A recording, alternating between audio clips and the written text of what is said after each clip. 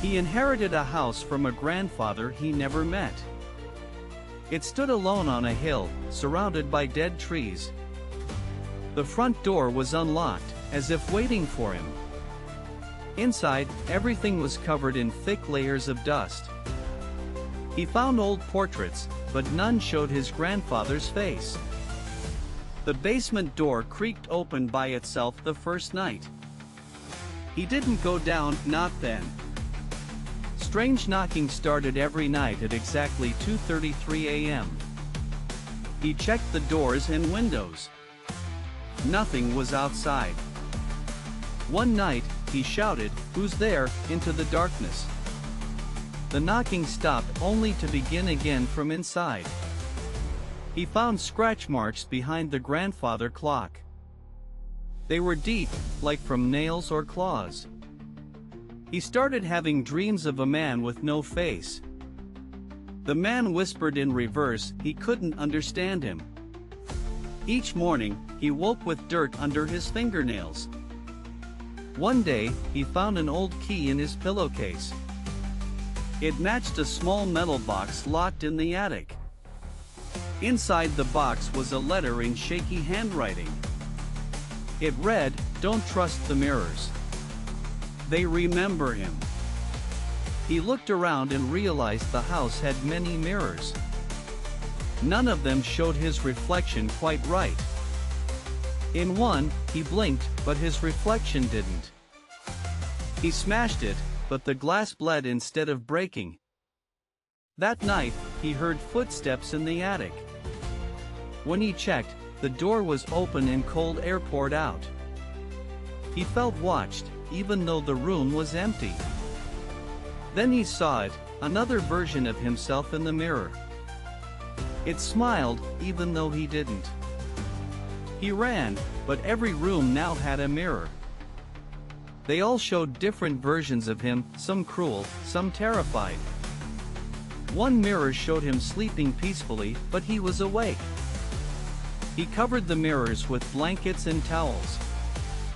Still, he heard whispers echoing from behind the glass. He called a priest, who refused to enter the house. "This place remembers," the priest said. "More than you ever will." He researched his grandfather and found nothing in public records.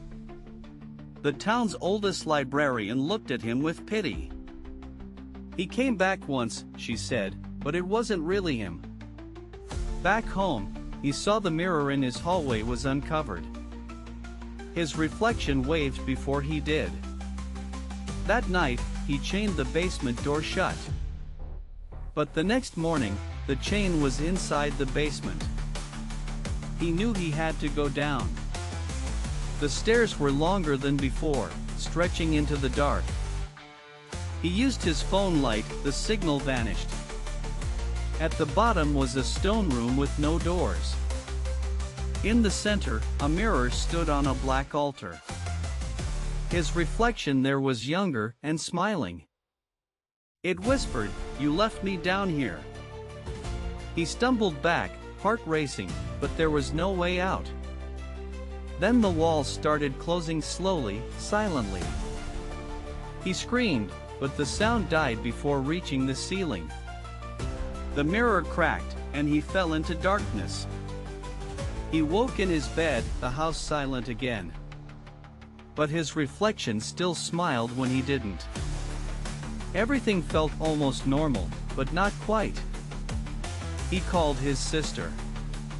She said he died last year. He checked his ID, it was blank. He tried leaving the house but always ended up back inside. The clock stopped at 2:33 a.m. permanently. The mirrors no longer showed anything, just blackness. Every night, someone knocked from inside the walls. He knocked back once, and something knocked twice in return. He stopped sleeping. He no longer dreamed. His eyes darkened, his voice changed. One night, the reflection stepped out of the mirror. It looked more alive than him. The reflection said, "You're free now," and walked out the door. He ran to the mirror, but it was empty. Now he waits in the glass, trapped and forgotten. When someone moves into the house, he watches silently, waiting for them to see him and trade places. Because the house never lets anyone leave completely. It only lets someone else come in. And the mirrors always remember every face they've ever kept. He began talking to the mirrors, hoping for a response. Sometimes, they whispered back, but never in his voice. One night, the mirror called him by his childhood nickname. He hadn't heard it in years, and never told the house. He smashed another mirror, but shards crawled back into place.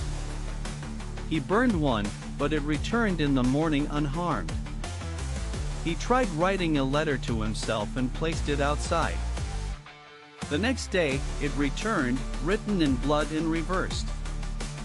He found a photograph under the floorboards. It showed him, smiling. But the photo was dated 50 years before he was born. He marked days on the wall, but they vanished overnight. His voice sounded hollow, like it echoed from far away. The shadows in the corners moved when he blinked. He laughed once, and something else laughed with him. One day, he stopped casting a shadow altogether. He watched through the mirror as another man approached the house. He screamed, warning him, but the mirror swallowed his voice. The door opened for the new man, just like before. And the house prepared to remember him too.